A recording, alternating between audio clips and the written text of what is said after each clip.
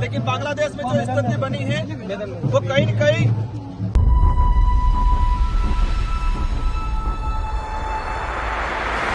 Channel को subscribe करें और बेल आइकन जरूर दबाएं।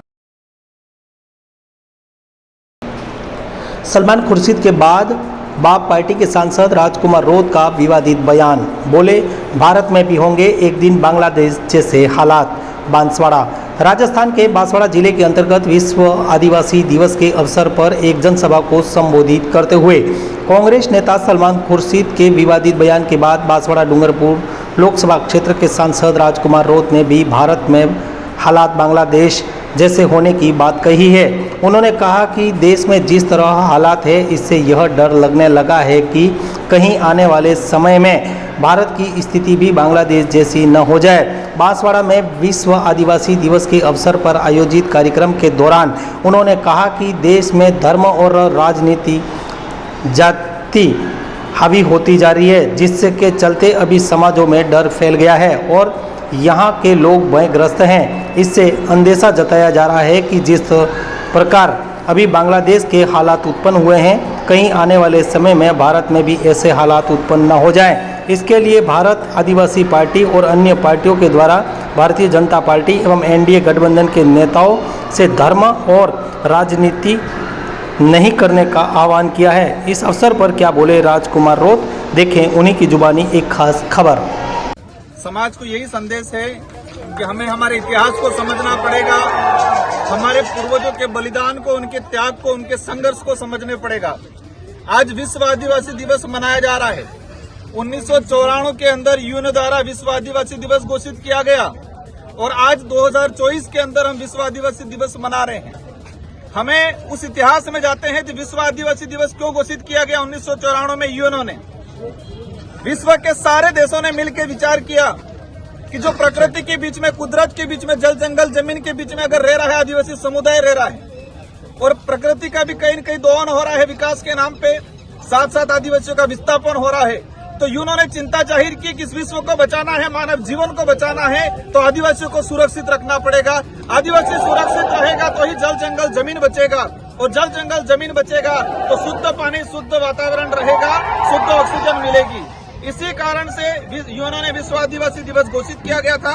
लेकिन दुर्भाग्य की बात है कि भारत के अंदर किसी की भी सरकार रही हो, आज तक उसको राजकीय अवकाश घोषित नहीं किया था।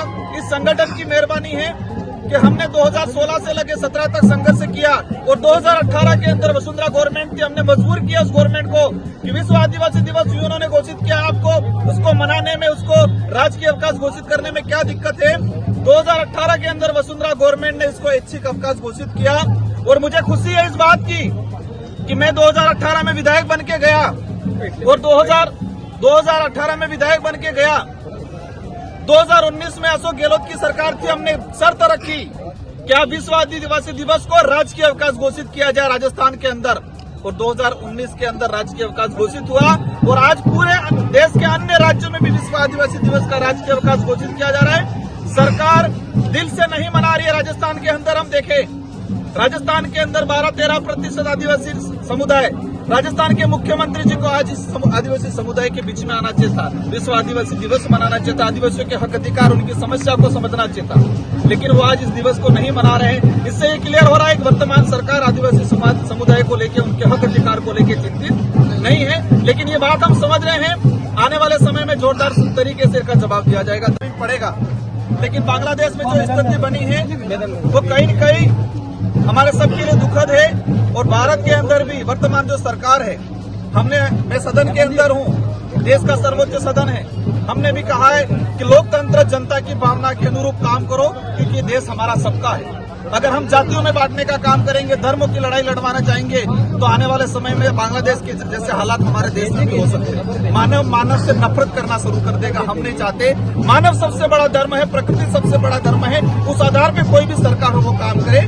बांग्लादेश की घटना से हमारी सरकारों को सीखना चाहिए। सर, सलमान खुर्शीद ने जिस प्रकार का बयान दिया है कि भारत के अंदर में इस प्रकार के हालात हो सकते हैं, क्या कहेंगे सर? सर, सलमान खुर्शीद ने जिस प्रकार से बयान दिया है कि भारत में इस प्रकार के हालात हो सकते हैं, इस बयान को किस तरह से देखते हैं सर? यूँ देखो, वो उन्होंने क्या सोच के बयान दिया मुझे जानकारी नहीं है। अगर हमारी सत्ता जनता की भावना के अनुरूप चलेगी, क्योंकि जनता से बड़ा कोई नहीं है। बांग्लादेश के अंदर सांसदों को भागना पड़ा है, मुख्य प्रधानमंत्री को भागना पड़ा है। अगर हम लोग जनता की भावना के अनुरूप नहीं चलेंगे, देश में भी हालात बन सकते हैं। इसलिए हम चाहते हैं कि यहाँ की सरकारें जनता की भावना के अनुरूप चले, जनता के भावना के अनुरूप काम करें। अमीर खान कह रहा है कि भारत केंद्र में खतरा है और जो हसीना शेख है वो भारत में पनाह ले रही है। सर किस तरह देखेंगे सर भारत को लेकर? वो पॉलिटिकली तरीके से पूरा चला रहे हैं। बहुत बड़ा इसके अंदर पॉलिसी है, इसको लेके भी काफी राजनीति चल रही है और जो स्थिति बनी है बांग्लादेश की, हमको सीखना चाहिए। सर बांग्लादेश में जिस प्रकार से हिंदुओं के साथ में अत्याचार है उसको लेकर क्या कहेंगे सर? गलत हो रहा है, नहीं होना चाहिए। इसलिए हम कहते हैं कि धर्मों में नहीं बंटना है हमको।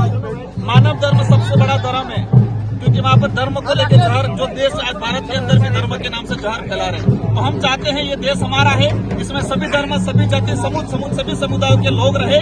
सबको अपनी स्वतंत्रता है, अपना धर्म, अपनी जाति, अपने समुदाय को लेकर बात करने का। उसी आधार पर वर्तमान सरकार चले, ये हम चाहते हैं। किसी धर्म को, किसी समुदाय को डराने का, धमकाने का, उसके भेदभाव, जहर फैलाने का काम नहीं करें। सर जिस प्रकार से भोले भाले आदिवासियों को यहाँ पर है वो ईसाईकरण कराया जा रहा है, क्या इस पर रोक लगनी चाहिए सर? हम लोग ये कह रहे हैं कि आदिवासी समुदाय धर्म पूर्वी व्यवस्था से जुड़ा हुआ है। आदिवासी समुदाय किसी भी धर्म व्यवस्था में नहीं आता है। आदिवासी न ईसाई है, न हिंदू है, न सिख है, न मुस्लिम है। लेकिन यहाँ पर धर्मांतरण हो रहा है, आदिवासियों का ईसाईकरण भी हो रहा है, आदिवासियों का हिंदूकरण भी हो रहा है। बहुत से फायदों के लिए किया जा रहा है। तो क्या सर इस पर रोक लगनी चाहिए? News 24 पब्लिक लाइव चैनल को सब्सक्राइब, लाइक और शेयर